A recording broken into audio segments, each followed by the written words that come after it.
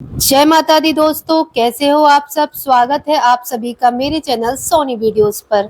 दोस्तों, इस वीडियो में मैं आपको नवरात्रि व्रत विधि और नियमों के बारे में जानकारी देने वाली हूं कि नवरात्रि का व्रत कैसे करना चाहिए, 9 दिनों में हमें कौन से नियमों का पालन करना चाहिए और कौन से कार्य हमें नहीं करने चाहिए। साथ ही साथ नवरात्रि व्रत से जुड़ी कई सवाल ऐसे हैं, जैसे कि हमें बाल धोना चाहिए या नहीं चाहिए, साबुन तेल का प्रयोग कर सकते हैं या नहीं कर सकते हैं, संकल्प कैसे लें, पूरी दिनचर्या कैसी होनी चाहिए नवरात्रि के 9 दिनों की। साथ ही साथ भोजन हमें क्या करना चाहिए, नमक ले सकते हैं या नहीं ले सकते, अन्न ले सकते हैं या नहीं ले सकते, साथ ही साथ कॉफी पी सकते हैं या नहीं पी सकते, मासिक धर्म में व्रत कैसे करें। ऐसे कई सवाल जैसे कि लोग पूछते हैं कि अगर हम अखंड दीप या कलश की स्थापना नहीं कर रहे हैं तो व्रत कैसे कर सकते हैं या कर सकते हैं या नहीं कर सकते हैं 9 दिनों का। तो ऐसे ही आप सभी के जो भी सवाल है उन सवालों का जवाब आज इस वीडियो में मैं आपको मिलेगा, तो बने रहिए इस वीडियो में। अगर आप 9 दिनों की कठिन तपस्या दे रहे हैं, मेहनत कर रहे हैं, तो थोड़े से नियमों की जानकारी अगर आप जान लेते हैं तो आपका व्रत कई गुना ज्यादा सफल हो जाता है और उत्तम फलों की आपको प्राप्ति होती है। देखिए, नवरात्रि व्रत शुरू करने से पहले भी कुछ तैयारी करनी होती है, तो उनके विषय में मैं बता देती हूँ। अगर आप नवरात्रि का व्रत करने वाले हो तो सबसे पहले आप अपना ब्रुश अलग जरूर कर लें, क्योंकि रोज के जूठे ब्रुश से हमें व्रत में ब्रुश नहीं करना चाहिए।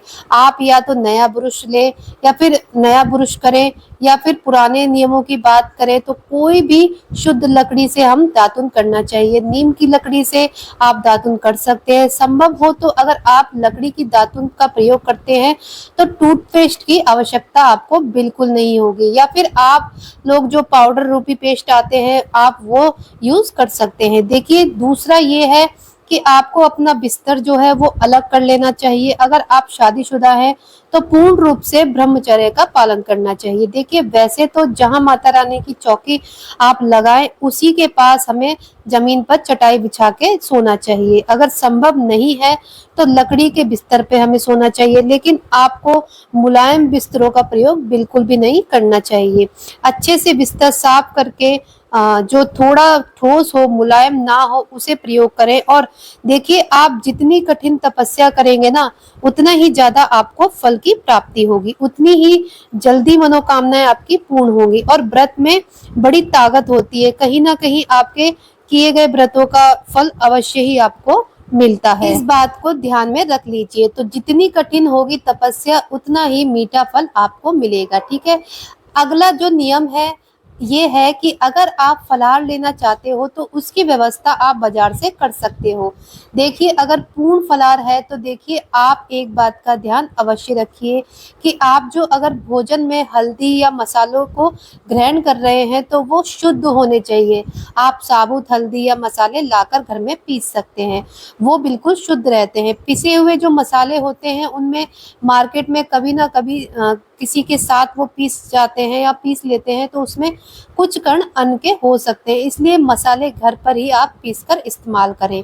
अगला जो नियम मैं बताने वाली हूँ ये है कि जब आप पहले दिन व्रत रखते हैं तो आप स्नान करने के जल में, आप जो स्नान करते हैं उस जल में हल्दी डालकर जरूर स्नान करिए। हल्दी डालकर स्नान करिए।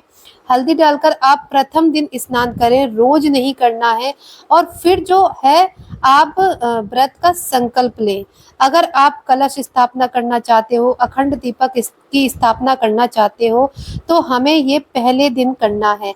अगर आप नहीं करना चाहते हो या फिर आप नहीं कर पा रहे हो तो आप बिना कलश स्थापना के, बिना अखंड दीपक के भी आप व्रत कर सकते हो, कोई शंका की बात नहीं है, ठीक है। सामान्य तौर पर जो भी आपके घर में दुर्गा माता की फोटो हो आप उनकी पूजा पंचोपचार से कर सकते हैं और व्रत करके व्रत कर सकते हैं, ठीक है। पंचोपचार मतलब आपको उनकी पूजा केवल 5 तरीके से करनी है। चंदन, पुष्प, अक्षत, धूप, दीप, नैवेद्य, ये सब 5 चीजें होनी चाहिए माता रानी जी के पूजा में। इतने से भी आप कर सकते हैं। दूसरी चीज, कुछ लोग कहते हैं कि क्या हमें 3 या 5 साल लगातार व्रत करना होगा, तो बिल्कुल भी ऐसा कुछ नहीं है। अगर आपकी मन्नत है या आपका संकल्प है कि 3 या 5 साल आपको व्रत करना है, तो आप बिल्कुल उसे पूरा करिए। अगर संकल्प नहीं है तो आप 1 वर्ष भी करें, वो भी बहुत होता है, या फिर आप अपनी इच्छानुसार कर सकते हैं, ठीक है। और उद्यापन भी जरूर करना चाहिए। किसी भी व्रत की सफलता तभी मिलती है जब आप उसका उद्यापन करते हो। तो हम यहाँ पर बात कर रहे थे संकल्प की। तो देखिए, हाथ में चावल, फूल, कुशा, थोड़ा सा जल डाल लीजिए और संकल्प ले लीजिए। अगर ये सारी चीजें नहीं है तो आप केवल जल से भी संकल्प ले सकते हैं, लेकिन भूलिएगा बिल्कुल भी नहीं, क्योंकि बिना संकल्प के आधा ही फल प्राप्त होता है। इतनी कठिन तपस्या और आधा ही फल प्राप्त हो तो अच्छा नहीं है, ठीक है। तो संकल्प जरूर लें। अगला जो नियम है ये है कि संकल्प लेने के बाद आपकी दिनचर्या क्या रहेगी। देखिए, आपको पंचोपचार से या फिर षोडश उपचार से माता का पूजन करना है। अगर आप सप्तशती का पाठ करना चाहते हो तो आप वो कर सकते हैं। अगर नहीं करना चाहते हो तो आप ओम धूम दुर्गाए नमः इस मंत्र का जप आप कर सकते हो, ठीक है। कोई भी नाम जप अगर हम करते हैं तो वो ही सबसे ज्यादा शक्तिशाली बनाता है हमारे व्रत को। तो नाम जप अवश्य करिए। अगर आप छोटी मोटी गलतियां भी करेंगे व्रत में, तो नाम जप से ये सभी गलतियां जो हैं भस्म हो जाती हैं। बड़े बड़े कई जन्मों के पाप भस्म हो जाते हैं। तो ये तो फिर भी व्रत की छोटी सी गलतियां हैं। तो नाम जप बिल्कुल मत भूलिएगा। आप व्रत में दोनों समय सुबह शाम माता की आरती जरूर करिए। आप चाहें तो आप कीर्तन भी कर सकते हैं नवरात्रों में। अगला जो नियम है वो ये है कि कई लोग इस दुविधा में रहते हैं कि व्रत वाले दिन हम साबुन, शैम्पू या तेल उपयोग में ला सकते हैं या नहीं ला सकते। तो देखिए, कई चीज ऐसी होती हैं जो सौभाग्यवती स्त्रियां प्रयोग में लाएं तो दोष नहीं होता है, लेकिन त्याग जो कि किया जाता है दुर्गा जी के व्रत में, तो आपको जिस चीज का भी मन से लग रहा है कि हमें त्याग करना चाहिए तो आप बिल्कुल कीजिए। लेकिन पुरुषों के लिए आप साबुन, शैम्पू का प्रयोग ना करें। आप बाल धो लें अच्छे से, एक दिन पहले धो लें, और बाद में आप रोज, जैसे कि किसी दिन धोना चाहते हैं बाल, फिर केवल पानी से आप धोकर स्नान करें। शैम्पू वगैरह का प्रयोग बिल्कुल भी ना करें। क्या होता है कि साबुन और जो तेल होता है वो सुगंधित उपटन में आते हैं, जो भी नहीं लगानी चाहिए। सौभाग्यवती स्त्रियां जो हैं सामान्य तौर पर श्रृंगार करें।